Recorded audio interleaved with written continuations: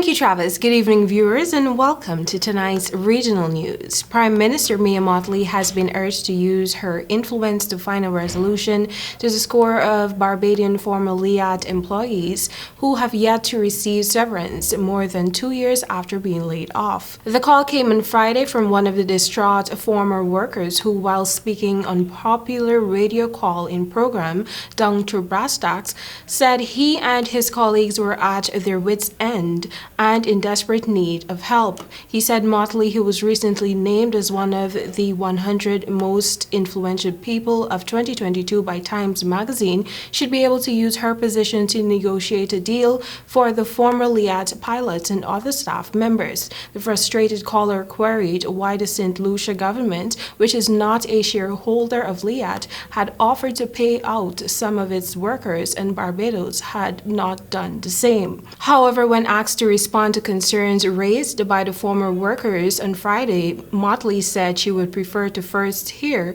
what issues were raised. The Prime Minister did not indicate that she had been in discussions with the Prime Minister of Antigua and Barbuda, Gaston Browne, on possibly finding a solution. More than 500 workers of LIAT 1974 Limited were temporarily laid off on April 1st, 2020, including around 55 from Barbados. To date, they have received no severance nor outstanding monies, which include vacation pay and retroactive pay owed to them by LIAT. It has estimated that former Barbadian workers are owed in the region of 13 million EC dollars, 9.7 million, by LIAT. In May last year, government provided a one-off gift of $2,000 to just under 100 displaced Barbadian LIAT workers.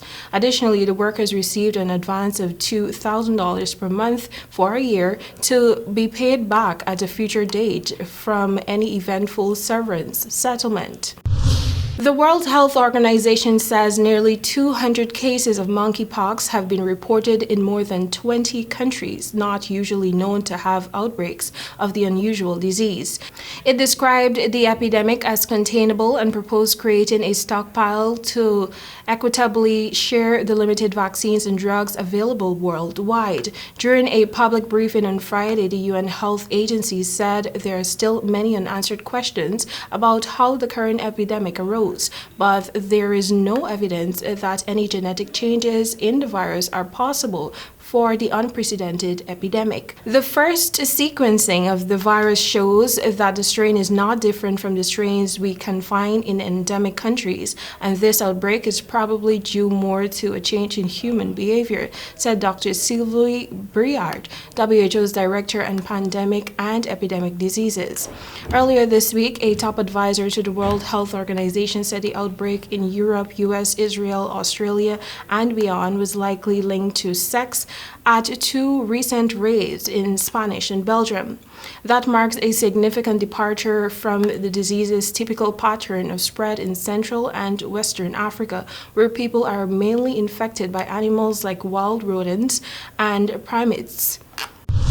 Now for a final story coming out of Suriname. Widespread flooding in Suriname has isolated communities, devastated crops, and shuttered schools and businesses, according to authorities. Heavy rains in recent days battered the country's interior and southern regions, where farms and electrical and water purification infrastructures are underwater. The Caribbean Disaster Emergency Management Agency said late Thursday.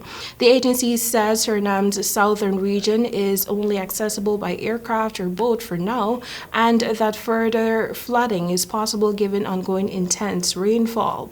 It added that concerns are growing over the lack of food and potable water, as well as the presence of sewage and a growing number of mosquitoes that could lead to an outbreak of illnesses. That has brought us to the end of tonight's regional news. Thank you for watching. Back to you, Travis.